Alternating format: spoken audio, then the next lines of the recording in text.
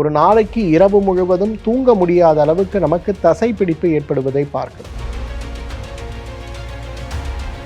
எய்ம்ஸ்ல இருக்கக்கூடிய மருத்துவர்கள் ஒரு கூட்டறிக்கை கொடுத்திருந்தாங்க. அதிகமான சூடின் காரணமாக அதிக நேரம் ஏசியில் இருக்கக்கூடிய ஒரு முயற்சியை நாம் செய்யும் போது தோலுடைய வறட்சி தேவையில்லாமல் தூண்டப்படுறதுனால தோல் நோய்களும் தோல் வெடிப்பு நோய்களும் ஏற்படும்.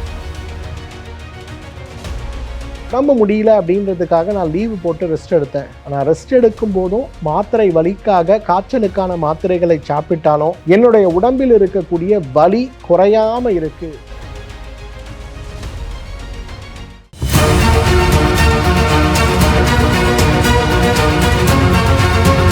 டாக்டர் ஸ்ரீவர்மாஸ் ஆரோக்கியமும் ஆன்மீகமும். நண்பர்கள், தோழர்கள், நலம் விரும்பிகள் மற்றும் உலகெங்கும் உள்ள தமிழ் உள்ளங்களுக்கு உங்களுடைய வெல்னஸ் குருஜியுடைய அன்பான வணக்கங்கள். நம்ம உடம்புல நிறைய சிறு சிறு உபாதைகள், ஒரு நோயாக அல்ல, தினசரி வாழ்க்கையில் நமக்கு ஏற்படுகின்ற சிறு சிறு உபாதைகள் எதனால் ஏற்படுகிறது அப்படிங்கிற ஒரு குழப்பமும், சில நேரங்கள் அவை ஏற்படும் போது மருத்துவமனைக்கு சென்று மருத்துவர்களை நாம் பார்த்தாலும் கூட அவர்கள் உங்கள் உடம்புல ஒன்றும் இல்லை, எல்லாம் நல்லா இருக்குது, ஒன்றும் கவலைப்படாதீங்க, நல்லா சாப்பிடுங்க, நல்லா ரெஸ்ட் எடுங்க, மன அழுத்தம் இல்லாமல் பார்த்துக்குங்க அப்படின்னு சொல்லி அனுப்பப்படுறதையும் நம்ம பார்க்குறோம். இப்போ நம்ம மனதில் ஒரு குழப்பம் ஏற்படும். உண்மையிலேயே என் உடம்புல நோய் இருக்கா, இல்லை நான் தான் ஏதோ தேவையில்லாமல் கற்பனையில் இருக்கனா அப்படிங்கிற ஒரு குழப்பத்தோடு இருக்கக்கூடியவர்கள் நம்மில் நிறைய பேர் இருக்கிறத பார்க்கும். இன்றைக்கு உங்களோடு நான் பகிர்ந்து கொள்ளக்கூடிய இந்த பகிர்வு முழுக்க முழுக்க உடலில் ஏற்படுகின்ற அசௌகரியங்கள், நம்ம உடம்புல எந்த வகையான சத்து குறைபாடுகள் அல்லது உடலில் இருக்கக்கூடிய நாளமிலா சுரப்பிகளுடைய குறைந்த தன்மையும் அல்லது அதிக தன்மையையும் நமக்கு வெளிப்படுத்துகிறது. இந்த ஒரு புரிதலுக்காகத்தான் இன்றைக்கு இந்த நிகழ்ச்சி உங்களோடு நான் பகிர்ந்து கொள்ளப் போவது. முதலாவது, அடிக்கடி ஏற்படுகின்ற தசைப்பிடிப்பு. இப்போ உதாரணத்துக்கு நம்ம கால்களில் இரவு தூங்கிட்டு இருக்கோம்னு வச்சிங்களேன், கால் அப்படியே இழுத்து பிடிக்கிற மாதிரி ஒரு வலி வரும். நம்மளோட காஃப் மசிலில் ஏற்படுற அந்த வலி நம்ம எழுந்து நின்று காட்களை கொஞ்சம் நடந்து ஒரு அரை மணி நேரம் ஏதாவது செஞ்சால் தான் குறையும். இந்த மாதிரி இருக்கே அப்படின்னு சொல்லிட்டு சரியாயிருச்சுன்னு நம்ம படுத்தோம்னா திரும்பவும் இரவு நேரங்களில் அப்படியே இழுக்க ஆரம்பிச்சிடும். ஒரு நாளைக்கு ஒரு முறை இருமுறை அல்ல, ஒரு நாளைக்கு இரவு முழுவதும் தூங்க முடியாத அளவுக்கு நமக்கு தசைப்பிடிப்பு ஏற்படுவதை பார்க்கிறோம். நம்ம மருத்துவர்கிட்ட போகிறோம், ஸ்கேன் எடுத்து பார்க்குறோம், நரம்புகளுடைய பரிசோதனைகள் செய்து பார்க்குறோம், எல்லாமே சரியாக தான் இருக்குது. உடம்புல நீர்ச்சத்து குறைபாடு, சத்து குறைபாடு அப்படின்னு சொல்லப்பட்டு அதற்கான மருந்துகள் கொடுக்கப்படும் போது அந்த மருந்துகளை சாப்பிடும்போது நமக்கு கால்களும் கைகளும் நன்றாக இருப்பது போல ஒரு உணர்வு ஏற்பட்டாலும் நமக்கு நாளடைவில் பார்த்திங்கன்னா நம்மளுடைய அந்த வலி தீராத வலியாக சில நேரங்களில் அந்த காஃப் மசிலில் ஏற்படுகின்ற இறுக்கமோ அழுத்தமோ சுருங்க முடியாத அளவுக்கு மிக அதிகமான அழுத்தமாக மாறிவிடும்போது அது சொல்ல முடியாத அளவுக்கு, நடக்க முடியாத அளவுக்கு சிரமத்தையும் உருவாக்கி விடுவதை நம்ம பார்க்கிறோம். இந்த மாதிரி ஏற்படுகின்ற உடம்புல கைகளில் ஏற்படுகின்ற திடீர்னு ஏற்படுகின்ற ஒரு இழுவை, கால்களில் ஏற்படுகின்ற ஒரு இழுவை, அந்த இழுத்து சுண்டி சுண்டி வலிக்கின்ற அந்த வலிக்கான முக்கியமான காரணம் உடம்புல மெக்னீசியம் சத்து குறைந்து போயிருக்கிறது அப்படிங்கிறத நம்ம புரிஞ்சுக்கணும். நம்முடைய நரம்புகளுடைய இயக்கத்துக்கும் நம்முடைய தசைகளுடைய சுருங்கி விரிகின்ற தன்மைக்கும் நம்ம உடம்பில் இருக்கக்கூடிய தேவையான அளவுக்கு இருக்கக்கூடிய நீர்ச்சத்துக்கள் சார்ந்த நல்ல விஷயத்திற்கும் இன்றைக்கு மெக்னீசியம் சத்து அப்படிங்கிறது ரொம்ப முக்கியமானது. மெக்னீசியம் சத்து இல்லாமல் நம்முடைய இயக்கம் இருக்காது அப்படிங்கிறத நம்ம புரிஞ்சுக்கணும். இந்த வகையில் இயற்கையாக மெக்னீசியம் சத்தை எந்த வகையான உணவை கொண்டு நாம் பார்க்க முடியும்னா, பச்சை நிறமாக இருக்கக்கூடிய காய்கறிகள், பச்சை நிறமாக இருக்கக்கூடிய கீரைகள் அனைத்திலேயுமே மெக்னீசியம் சத்து மிக மிக அதிகம். அதனால தான் கீரை சாப்பிடுபவர்களுக்கு இந்த நரம்பு நோய்களோ தசை இழுப்பு சார்ந்த நோய்களோ ஏற்படாது. துரதிர்ஷ்டவசமாக இன்றைக்கு நாம் கீரையை வாரம் ஒரு முறை எடுத்துக்கொண்டால் மிகப்பெரிய விஷயம் அப்படிங்கிற மாதிரி நம்முடைய உணவு முறைகள் மிகப்பெரிய அளவில் மாறி இருக்கிறதுனால கீரை சார்ந்த உணவுகளை சாப்பிட முடியாத, சாப்பிட நேரம் கூட இல்லாத ஒரு சமூகமாக நாம் மாறி போயிருக்கிறதுனால துரதிர்ஷ்டவசமாக அடுத்த தலைமுறைன்னு சொல்லக்கூடிய குழந்தைகளில் பெரும்பாலான குழந்தைகளுக்கு கீரை சார்ந்த உணவுகள் பிடிக்கவே பிடிக்காதுங்கிற ஒரு நிலை இருக்கிறதுனால இன்றைக்கு மெக்னீசியம் சத்து குறைபாடோடு போராடக்கூடிய குழந்தைகள், வயதானவர்கள், பெரியவர்கள் அனைவருமே இனிமேலாவது கீரைகளையும் பச்சை நிறமான காய்கறிகளையும் கூடுதலாக எடுத்துக்கொள்ள முடியுமா அப்படிங்கிறத நம்ம பார்க்கணும். கீரைகள் எவ்வளவு மெக்னீசியம் சத்துக்கு முக்கியமோ முந்திரியில் மிக அதிகமான மெக்னீசியம் சத்து இருக்கிறத நம்ம பார்க்குறோம். தினசரி 4 முந்திரி வாயிலிட்டு நன்றாக மென்று உமிழ்நீரோடு கலந்து விழுங்குகின்ற ஒரு சிறு மாற்றத்தை நம்ம உணவில் கொண்டு வந்தாலே மெக்னீசியம் சத்து மிகப்பெரிய அளவில் நமக்கு கிடைக்கிறத பார்க்க முடியும். சுலபமாக சுவையாக மெக்னீசியம் சத்து நமக்கு கிடைக்கணும்னா பூசணி விதை அதற்கான மிகப்பெரிய ஒரு காரணின்னு நம்ம சொல்லலாம். இன்றைக்கு உலகம் முழுவதும் பூசணி விதைக்கான ஒரு டிமாண்ட் இன்றைக்கு பார்த்தோம்னா இன்றைக்கு மற்ற உலர் விதைகளை விட மிக கூடுதலாக இருக்கிறத பார்க்குறோம். மூளை, முதுகுத்தண்டு, நரம்பு சார்ந்த சிறப்பு மருத்துவர்களும் மிகப்பெரிய அளவில் ஒத்துக்கொள்ளக்கூடிய ஒரு விஷயம், இன்றைக்கு மெக்னீசியம் சத்துடைய குறைபாடு எந்த வகையான நரம்பு நோயை வேண்டுமானாலும் கொண்டு வரலாம்னு இருக்கிறதுனால மிகப்பெரிய அளவில் முயற்சியோடு முழு முயற்சியோடு நாம் கொண்டு வரக்கூடிய முயற்சி இன்றைக்கு மெக்னீசியம் சத்தை கான்ஷியஸாக நம்ம உணவில் சேர்க்கிறதா இருக்கணும். கீரை, பச்சை நிறமான காய்கறிகள், முந்திரி மற்றும் பூசணி விதை, கோகோன்னு சொல்லக்கூடிய இன்றைக்கு சாக்லேட் செய்வதற்கு தேவையான மூலப்பொருளாக இருக்கக்கூடிய கோகோவில் மிகப்பெரிய அளவு மெக்னீசியம் இருக்கிறத பார்க்குறோம். அதனால தான் நிறைய நாடுகளில் குழந்தைகளுக்கு மெக்னீசியம் சார்ந்த குறைபாடுகள் வரும்போது ராக் சாக்லேட்டுன்னு சொல்லக்கூடிய கருப்பு நிறமாக இருக்கக்கூடிய அந்த பொடியை ஹாட் சாக்லேட் மில்காக குழந்தைகளுக்கு கொடுங்க அப்படின்னு சொல்லுவாங்க. ஈவன் ஸ்விம்மிங் கற்றுக்கக்கூடிய குழந்தைகள்லாம் பார்த்திங்கன்னா அந்த ஸ்விம்மிங் முடிச்சுட்டு வந்த உடனே இந்த சத்து குறைபாடுனால அந்த குழந்தைகளுக்கு ராத்திரிலாம் கால் கை இழுக்க ஆரம்பிக்கும், பயங்கர வழியில் கஷ்டப்படுவாங்க. அதனால தான் ஸ்விம்மிங் சொல்லி கொடுக்கக்கூடிய ஒவ்வொரு நிலையத்திலும் நீங்கள் பார்த்தீங்கன்னா இந்த குழந்தைகள் இந்த எக்ஸசைஸை முடித்த பிறகு அவர்களுக்கு கொடுக்கக்கூடிய மிக முக்கியமான விஷயமா எது இருக்குன்னு பார்த்தீங்கன்னா ஹாட் சாக்லேட் மில்க் இருக்கிறத நம்ம பார்க்கலாம். அந்த வகையில் இரவு நேரங்களில் உங்களுடைய கால்களில் ஏற்படுகின்ற இழுவைத்தன்மை, நரம்பு சுண்டி இழுத்தல்னு சொல்லக்கூடிய மசில் புல், இது ஏற்படுவதற்கான முக்கியமான காரணம் மெக்னீசியம் சத்துடைய குறைபாடு.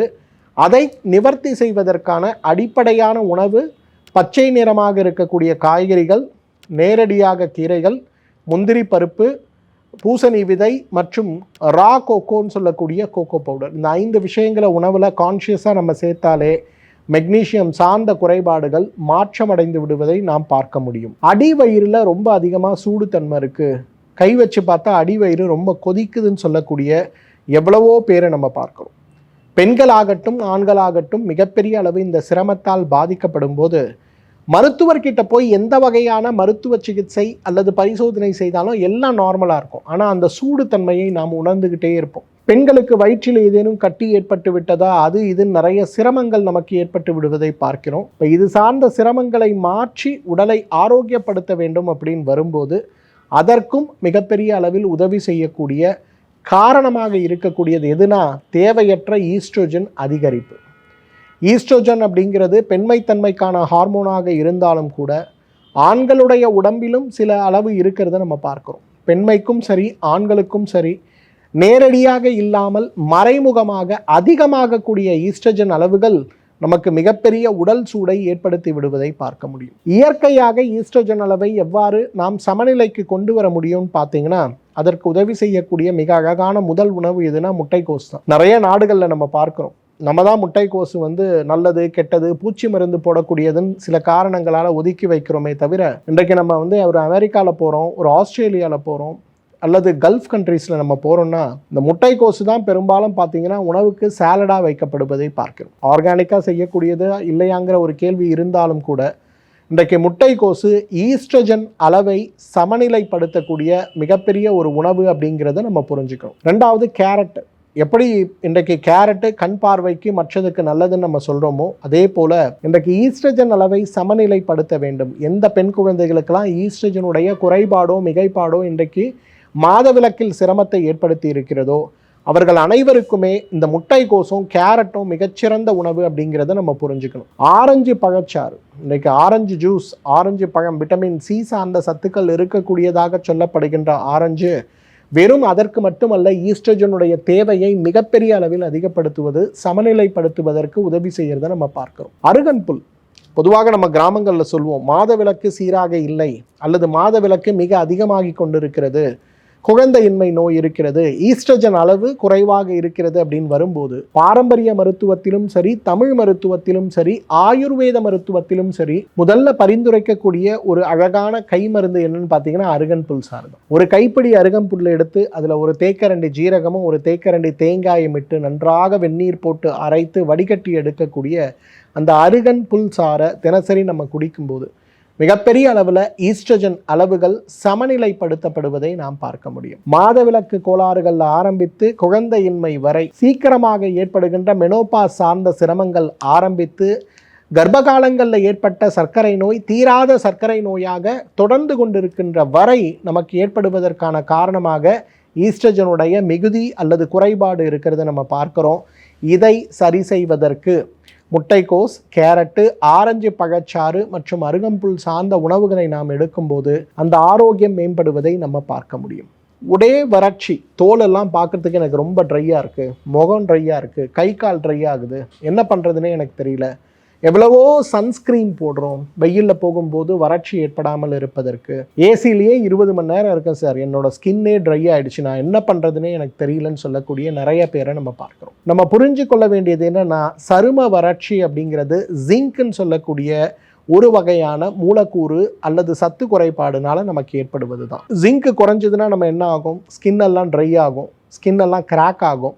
சோரியாசிஸ் போன்ற நோய்களும், லிச்சன் பிளானஸ் சார்ந்த நோய்களும், ட்ரை எக்ஸிமா சார்ந்த நோய்களும் ஏற்படுவதற்கு ஒரு வாய்ப்பு இருக்குது. இந்த கோடை காலத்தில் சமீபத்தில் கூட பார்த்தீங்கன்னா எய்ம்ஸில் இருக்கக்கூடிய மருத்துவர்கள் ஒரு கூட்டறிக்கை கொடுத்திருந்தாங்க. அதிகமான சூடின் காரணமாக அதிக நேரம் ஏசியில் இருக்கக்கூடிய ஒரு முயற்சியை நாம் செய்யும்போது தோலுடைய வறட்சி தேவையில்லாமல் தூண்டப்படுறதுனால தோல் நோய்களும் தோல் வெடிப்பு நோய்களும் ஏற்படும். அதனால் எல்லாரும் கொஞ்சம் கவனமாக இருங்க அப்படின்னு சொல்லி ஒரு சுற்றறிக்கை கொடுத்திருந்தது நம்ம பார்க்கிறோம். ஏன்னா நமக்கு ஜிங்க் சத்து குறைபாடும் ஏற்படும் போது இதே மாதிரி மாற்றம் நம்ம உடம்புல ஏற்படுவதை பார்க்க முடியும். அதற்கு நம்ம என்ன சாப்பிட்டா ஜிங்க் நமக்கு நிறைய கிடைக்கும்னு பார்த்தீங்கன்னா, முதல்ல உள்ளது ஓட்ஸ். இந்த ஓட்ஸை பற்றி நிறைய மித்து இருக்கிறத பார்க்குறோம். இது உடம்புக்கு நல்லதில்லை, இதில் சத்து கிடையாது, இதில் அது கிடையாது, இது கிடையாது, நிறைய விஷயங்கள் சொல்லப்படுறத பார்த்தாலும் என்னை பொறுத்தவரையிலும் சர்க்கரை நோயாளிகளுடைய வாழ்க்கையில் பெரிய புத்துணர்வை ஏற்பட்டு சர்க்கரை நோயை குறைப்பதற்கும், உடல் எடை அதிகமாக இருப்பவர்களுடைய உடல் எடை ஆரோக்கியமான உணவின் முறையில் குறைப்பதற்கும் ஓட்ஸ் ஒரு மிகச்சிறந்த உணவுன்னு சொல்லலாம். ஓட்ஸில் இருக்கக்கூடிய ஜிங்க், ஒரு நாளைக்கு ஒரு 100 கிராம் அளவுக்கு ஓட்ஸ் நீங்கள் சாப்பிட்டீங்கன்னா நிச்சயமாக உங்கள் உடம்புல ஜிங்க் சார்ந்த சத்துக்கள் அதிகமாவதை நாம் பார்க்க முடியும். பூசணி விதை எவ்வாறு நம்ம உடம்புல இருக்கக்கூடிய தசைப்பிடிப்பு, மெக்னீசியம் சார்ந்த குறைபாடுகளுக்கு ஒரு மிகச்சிறந்த மருந்தோ, அதே போல ஜிங்க் சார்ந்த குறைபாடுகளுக்கு இந்த பூசணி விதை ஒரு மிகச்சிறந்த மருந்துன்னு சொல்லலாம். கொண்டைக்கடலை இன்றைக்கு மிகப்பெரிய அளவில் நம்ம உடம்புல ஏற்படுகின்ற பெரும்பாலான தொந்தரவுகளை நீக்கக்கூடிய புரதம் சார்ந்த சத்துக்கள் நிறைய இருக்கக்கூடிய உணவாக கொண்டைக்கடலையை நாம் பார்த்தாலும் கூட, கொண்டைக்கடலை மிகப்பெரிய அளவில் நம்ம உடம்புல ஆரோக்கியத்தை மேம்படுத்தக்கூடிய ஒரு உணவு, ஜிங்க் சார்ந்த சத்துக்களுடைய குறைபாடை நீக்கக்கூடிய ஒரு உணவு அப்படிங்கிறத நம்ம புரிஞ்சுக்கணும். அதே போல் முந்திரி சாப்பிடும்போது கொழுப்புகள் அதிகமாகுங்கிறது ஒரு நிலை இருந்தாலும் கூட, ஒரு நாளைக்கு 5 முந்திரி, ஒரு நாளைக்கே 5 முந்திரிங்கிற மாதிரி நம்ம தொடர்ந்து சாப்பிடும்போது ஜிங்க் சார்ந்த குறைபாடுகள் மட்டுமல்ல, இன்றைக்கு மெக்னீசியம் சார்ந்த குறைபாடுகளும் மிகப்பெரிய அளவில் மாற்றமடையும். யாரெல்லாம் தோல் நோயினால் அவதிப்படுறீங்க, லிச்சன் பிளானஸாக இருக்கட்டும், சோரியாசிஸாக இருக்கட்டும், எக்ஸிமாவாக இருக்கட்டும், முகப்பரு சார்ந்த சிரமமாக இருக்கட்டும், யாராக இருக்கட்டும், ஜிங்க் சத்துக்களை முழுமையாக உடம்பில் சேர்க்கக்கூடிய ஒரு முயற்சியை மட்டும் நீங்கள் வழக்கமாக எடுக்கக்கூடிய சிகிச்சையோடு தொடர்ந்து சேர்த்து பாருங்கள். மிகப்பெரிய அளவில் ஒரு மாற்றம் அடைந்து விடுவதை பார்க்க முடியும். அந்த வகையில் இன்றைக்கு ஜிங்க் குறைபாடுகளை நீக்குவதற்கு ஓட்ஸ் சார்ந்த உணவுகளும், பூசணி விதையும், முந்திரி பழமும், முந்திரி விதைன்னு நம்ம சொல்லக்கூடிய அந்த விதைகளும், கொண்டைக்கடலையும் மிகப்பெரிய அளவில் நமக்கு உதவி செய்கிறத நம்ம பார்க்க முடியும். அதே போல் சொல்ல முடியாத உடல் வலி, ஏன் உடல் வலி ஏற்படுது, தசை வலி ஏற்படுது. இன்றைக்கு உடம்பு முடியல அப்படின்றதுக்காக நான் லீவு போட்டு ரெஸ்ட் எடுத்தேன். ஆனால் ரெஸ்ட் எடுக்கும் போதும் மாத்திரை வலிக்காக காய்ச்சலுக்கான மாத்திரைகளை சாப்பிட்டாலும் என்னுடைய உடம்பில் இருக்கக்கூடிய வலி குறையாமல் இருக்குது, சொல்ல முடியாத உடல் வலியோடு நான் அவதிப்படுகிறேன் அப்படின்னு வரும்போது அதற்கு காரணமாக பொட்டாசியம் குறைபாடு இருக்கிறத நம்ம பார்க்கிறோம். சோடியம் பொட்டாசியம் அப்படின்ற 2 பேரும் மிகச்சிறந்த நண்பர்கள். இந்த சோடியமும் பொட்டாசியம் சொல்லக்கூடிய 2 உப்பு சத்துக்களும் சமநிலையில் இருந்தால் மட்டும்தான் நம்முடைய ஆரோக்கியம் மேம்படுமே தவிர, சமநிலை குறையும் போது நமக்கு சிரமங்கள் அதிகமாகிறத நம்ம பார்க்க முடியும். அந்த வகையில் பொட்டாசியம் சார்ந்த சத்துக்களை நம்ம உடம்புல தொடர்ந்து நாம் சமநிலையில் வைத்துக்கொள்ள முயற்சி செய்யும் போது நமக்கு உடல் வலி குறையிறத நிச்சயமாக நம்ம பார்க்க முடியும். இன்றைக்கு வாழைப்பழத்தில் தேவையான அளவு பொட்டாசியம் இருக்கிறத பார்க்க முடியும். கொய்யா காயில் தேவையான அளவு பொட்டாசியம் இருக்கிறத பார்க்க முடியும். கீரை உணவுகளில் சர்க்கரை வள்ளி கிழங்கு நம்ம சொல்லக்கூடிய ஸ்வீட் பொட்டேட்டோவிலலாம் பொட்டாசியம் சத்துக்கள் நிறைய இருக்கிறத பார்க்க முடியும். எல்லா வகையான கீரையும் பொட்டாசியம் சத்து மிகுந்து இருக்கிறதுனால தான் இன்றைக்கு சிறுநீரக நோயாளிகளுக்கும் இதய நோயாளிகளுக்கும் ஈரல் நோயாளிகளுக்கும் கீரை கொடுக்காதீங்க அப்படின்னு சொல்றதுக்கான காரணம் இந்த பொட்டாசியம் சத்துடைய மிகைப்பாடு தான். பொட்டாசியம் சத்து நம்ம உடம்புல குறைஞ்சதுன்னா நம்ம உடம்புல எல்லா இடத்துலையும் வலி வரதை பார்க்க முடியும். கவனத்தோடு மருத்துவ ஆலோசனையோடு பொட்டாசியம் சத்துக்களுடைய அளவீடுகளை பொறுத்து இந்த வாழைப்பழம், கொய்யாய்க்காய், சர்க்கரை வள்ளிக்கிழங்கு இதெல்லாம் நம்ம கொஞ்சம் தொடர்ந்து சாப்பிடும்போதே நம்முடைய பொட்டாசியம் சத்து சீராகிறது மட்டும் இல்லை, உடம்புல ஏற்படுகின்ற தேவையான வலிகளும் வேதனைகளும் குறைந்து போகிறத நம்ம பார்க்க முடியும். கை கால் மரத்து போதல் நிறைய பேர் வருவாங்க, சார் ராத்திரி படுத்தன்னா காலில் சொல்ல முடியாத அளவுக்கு எரிச்சல் சார், திடீர்னு 11 மணிக்கு நான் எழுந்துக்கிறேன், என்னோட கையெல்லாம் மரத்து போயிருக்கு, ஊசி குத்துற மாதிரி குத்துது, அப்புறம் கைகளை நான் கொஞ்சம் நேரம் எழுந்து ஏதாவது செய்யும்போது தான் கைகள் சமநிலை அடையுது. மருத்துவரை பார்க்கும்போது சத்து குறைபாடு, நரம்பு பலவீனம் மாத்திரை கொடுக்குறாங்க, சாப்பிடும்போது கொஞ்சம் சுமாராக இருக்குது, அந்த மாத்திரையை கொஞ்ச நாளைக்கு நான் விட்டுட்டேன்னா நமக்கு சிரமங்கள் அதிகமாகிறதுன்னு சொல்லக்கூடிய நிறைய பேரை நம்ம பார்க்குறோம் இல்லையா? இந்த மாதிரி ஏற்படுகின்ற கை கால்கள் மரத்து போகின்ற, கைகளில் 100 ஊசிகளை கொண்டு, கால் உள்ளம் பாதங்களில் 100 ஊசிகளை கொண்டு குத்துவது போல ஏற்படுகின்ற வலிகளுக்கான மிக முக்கியமான காரணம் உடலுடைய ஆக்கப்பூர்வமான விஷயமாக இருக்கக்கூடிய B12 சத்து. எனக்கு B12 இல்லைன்னா இரும்பு சத்துடைய உற்பத்தி இருக்காது. B12 இல்லைனா தைராய்டு வேலை செய்யாது, B12 இல்லைனா நரம்புகள் வேலை செய்யாதுன்னு நம்ம உடம்புடைய அடிப்படை சக்தியாக இருக்கக்கூடிய ஒரு மிகப்பெரிய சத்து தான் B12 சத்து. B12 சத்து எதில் அதிகமாக கிடைக்கும்? முட்டை, கீரை, பால், அசைவ உணவுகள், குறிப்பாக ஆடு இறைச்சியிலையும் ஆடுடைய ஈரல்லையும் B12 சத்து மிக அதிகமாக இருக்கிறத பார்க்க முடியும். நம்ம சேர்ந்து இருக்கவங்க யாராவது அவங்களோட ஆக்டிவிட்டி குறைக்கிறாங்க, நடக்க முடியலன்னு சொல்கிறாங்க, கால்களில் பலம் இல்லாமல் இருக்கிறது மாதிரி இருக்குன்னு சொல்கிறாங்க, படிக்கட்டுகள் ஏற முடியாதுன்னு சொல்கிறாங்கன்னா அவங்க எல்லாருக்குமே ஒரே காரணம், இந்த சிரமம் அதிகமாவதற்கு என்னன்னு பார்த்தீங்கன்னா B12 சத்து குறைபாடு. அப்போ பால் உணவுகள், முட்டை சார்ந்த உணவுகள், இறைச்சி சார்ந்த உணவுகள் அது எடுத்துக்கொள்வதோட மட்டும் இல்லாமல் உடம்பை பலப்படுத்துவதற்கான கீரை சார்ந்த உணவுகளையும் நம்ம சேர்த்துட்டோம்னா B12 சத்துக்களுடைய குறைபாடை மிகப்பெரிய அளவில் நாம் மாற்றிவிட முடியும். ரொம்ப கால்கள் திடீர்னு பார்த்தா எனக்கு ரொம்ப குளிர்ச்சியாக இருக்குது, கையெல்லாம் குளிர்ச்சியாக இருக்குது, யாராவது என்னை தொட்டாலே என்ன உடம்பு இவ்வளோ சில்லுன்னு இருக்குன்னு கேட்குறாங்க, இந்த மாதிரி யாராவது கேட்கும்போதே என் மனசு அப்படியே ஒரு பதட்டம் ஆகிடுதுன்னு சொல்லக்கூடிய நிறைய பேரை பார்க்குறோம். இன்னும் நிறைய பேருக்கு சார் காலையில் தூங்கி எழுந்திருக்கும் போது இல்லை இரவு படுக்கும்போது கால் மரக்கட்டை மாதிரி ஐஸ் வச்ச மாதிரி ஆகிடுது சார், ரொம்ப கஷ்டத்தில் இருக்கும் சார், உதவி செய்யுங்கம்பாங்க. இதற்கான காரணம் என்னென்னா இரும்பு சத்துக்களுடைய குறைபாடு. உடம்புடைய இரும்பு சத்துக்கள் நம்ம உடம்புல குறையும் போது உடல் வெளிப்படுத்துகின்ற முதல் அறிகுறி என்ன தெரியுமா? உடம்பு சில்லிட்டு போதல்னு சொல்லுவோம். உடம்பே அப்படியே ஒரு பாரம் ஆயிரும். அந்த மாதிரி இருக்கக்கூடியது காரணம் தான் இந்த இரும்பு சத்துக்களுடைய குறைபாடு. அந்த இரும்பு சத்துக்களுடைய குறைபாடை எப்படி நம்ம மாற்ற முடியும்? நம்ம எல்லாருக்கும் தெரியும், கீரை சார்ந்த உணவுகளும் அசைவ உணவுகளும், நேரடியாக மறைமுகமாக இருக்கக்கூடிய திராட்சை சார்ந்த உணவுகளும், புரதம் சார்ந்த உணவுகளும் இன்றைக்கு அயன் டெஃபிஷியன்சியை நீக்கக்கூடிய காரணிகள். இதை நம்ம புரிஞ்சுக்கணும். இப்போ நீங்கள் யோசிச்சு பாருங்களேன், நம்ம உடம்புல ஏற்படக்கூடிய ஒரு தசைப்பிடிப்பு, மசில், காஃப் மசிலில் ஏற்படுகின்ற அந்த இழுத்து பிடிக்கின்ற வலி, அடிவயிறில் ஏற்படுகின்ற ஒரு வகையான எரிச்சல், கடுமையான தோல் வறட்சி அல்லது தோல் வறட்சி நோயினால், கட்டுப்படுத்த முடியாத தோல் வறட்சியினால் நாம் அவலைப்பட்டு கொண்டிருக்கிறோம். உடல் வலி, சொல்ல முடியாத அளவுக்கு உடல் முழுவதும் ஏற்படுகின்ற வலி, கை கால்கள் மரத்து போகின்ற நிகழ்வு, அதே போல் உடலில் நிறைய குளிர்ச்சியான உணவுகள் ஏற்படக்கூடிய தன்மை அப்படின்னு வரக்கூடிய இந்த அனைத்து நிகழ்வுகளுமே உடலுடைய சத்து குறைபாடால் ஏற்படுகிறது அப்படிங்கிற ஒரு புரிதல் நமக்கு தேவை. என்ன இருந்தாலும் மருத்துவரை போய் சந்தித்து மருத்துவ ஆலோசனை எடுத்துக்கொண்டு அவர்கள் சொல்லக்கூடிய வழிமுறைகளை பின்பற்றுவது மிக மிக அவசியம். இருந்தாலும் பயத்தோடு இந்த நோயை நாம் அணுக வேண்டிய அவசியம் கிடையாது, பயப்பட வேண்டிய அவசியம் இல்லை அப்படிங்கிறத நம்ம புரிஞ்சுக்கணும். இந்த நிகழ்ச்சி உங்கள் எல்லாருக்கும் பயனுள்ளதாக இருக்கும்னு நினைக்கிறேன். நான் சொல்லியிருக்கக்கூடிய விஷயங்களில் உடல் உபாதைகள் ஏதாவது உங்களுக்கு இருக்குது அப்படின்னா நான் சொல்லியிருக்கக்கூடிய உணவு முறைகளை முழுசாக பின்பற்ற முடியுமான்னு பாருங்கள். 100 நாட்கள் தொடர்ந்து இந்த முயற்சிகளை செய்துட்டு 101ஆம் நாள் இந்த வீடியோவோட கமெண்ட் செக்ஷனில் நீங்கள் எப்படி இருக்கீங்க, உணவு மாற்றத்தையும் சத்து குறைபாடுகளையும் புரிந்து கொண்டதுனால உங்கள் ஆரோக்கியம் எவ்வாறு மேம்பட்டு இருக்கிறது அப்படிங்கிறத எங்களோடு பகிர்ந்து கொள்ள முடியுமா அப்படிங்கிறத கொஞ்சம் பாருங்கள். இந்த வீடியோவை உங்களோட ஃப்ரெண்ட்ஸ், உங்களோட ரிலேட்டிவ்ஸ், உங்களுடைய சோஷியல் சர்க்கிளில் இருக்கவங்க சோஷியல் மீடியாவில் பகிர்ந்து கொள்ள முடியுமான்னு பாருங்கள். உங்களுக்கான சந்தேகங்களை இந்த வீடியோவோட கமெண்ட் செக்ஷனில் கேள்வியாக கேளுங்க.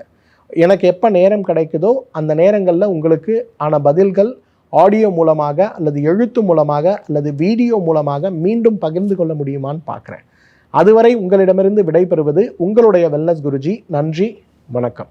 ஆயுர்வேதம் ஒரு பொக்கிஷம், நம் ஆயுள் நீட்டக்கும் அற்புதம்.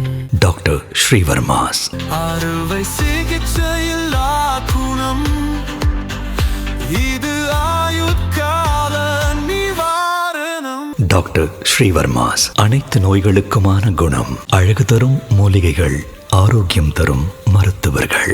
டாக்டர் ஸ்ரீவர்மாஸ் ஆரோக்கியமும் ஆன்மீகமும்.